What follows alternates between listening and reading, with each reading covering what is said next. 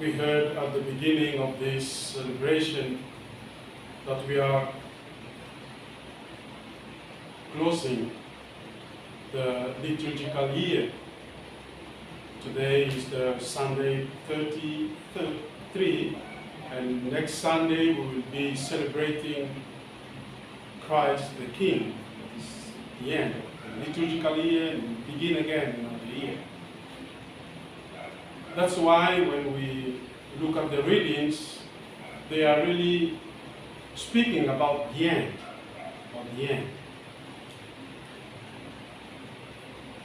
The gospel that we have today, it's an answer to a question. Because we are now in chapter 13 of the gospel according to Mark. If you go at the beginning of the same chapter, so you will see how some disciples, after listening to Jesus who is speaking about the end, these disciples will ask him, "Tell us, Lord, when will be this? When will happen what you are talking about? When will be this?" So this was the big and the most important question of the disciples. When will be this? So we see Jesus responding to that question and not saying exactly when. He's saying something different. But this will be the 2 points for my homily today. The first one is when we realize that what Jesus is saying actually is more scaring. It's like after listening to that, what Jesus is saying, it's like we're afraid.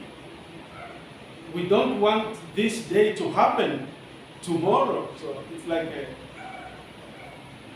why Jesus is saying, for example, that at that day,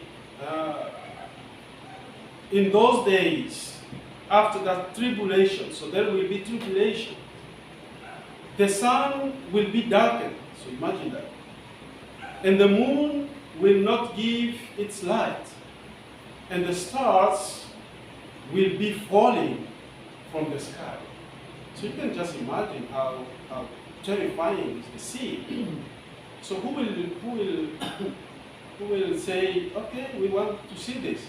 No, people will be afraid. So what is here? Why Jesus is saying these things and what is the meaning of these things? Actually, we should not be afraid of this. Because, of course, we will prefer to listen to Jesus saying, you know, at that time, things will be okay. There will be no war, there will be no violence, there will be no suffering, there will be no pandemic. And we say, oh, come tomorrow, because this is what we want. But no. But it's almost the same. What Jesus is saying here actually is something good. And we should be like saying, yeah, we want this to happen. Why?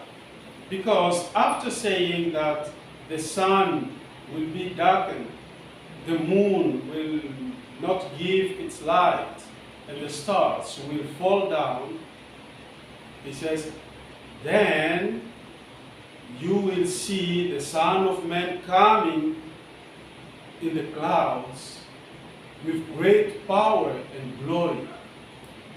So this is the meaning of this. Jesus is actually saying, all these things that you see, all these things that you see and think that they're powerful, actually they are nothing in front of the Son of Man.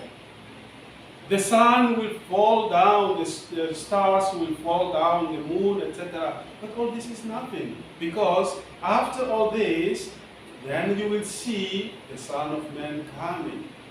So it's like, hey, everything this that you see there is just nothing. I am the Lord of all these things. So this is the first idea. It's very, very, very important. So this story should awaken in us trust and hope to say, yeah, we have a Lord who is greater than the sun, than the moon, and the stars. So if this is the Lord who is coming, so just come tomorrow, because we know that we will be with you. So this is the first idea.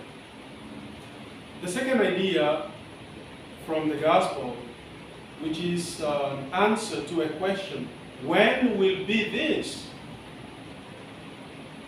The second idea is about the question itself. Because Jesus is not saying here when. He's not responding to that question. That's why at the end of the gospel himself, he say, but of that day or hour, no one knows. Neither the angels in heaven, nor the Son, but only God. So it's like saying to the disciples, this is not a problem. This should not be a question. Because no one knows. I don't know. And the question, the right questions should be, according to what Jesus is saying here, are we prepared for that day? This is the right question. Not to ask about when will be this, in 20 years, in 1 year, in 100 years, we don't know. It might be tomorrow, after, but the right question is, am I ready when this will happen? So let this be our prayer for today. As we spend this day, let us not think too much about when, but more about preparation. Am I prepared? If I'm prepared, you can come tomorrow, or after tomorrow, after 20 years, or 10, no problem, because I'm ready. This preparation will be good, effective, if we do it only with Jesus himself.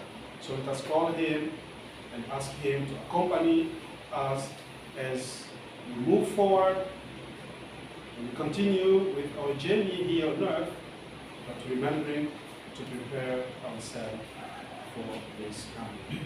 Amen.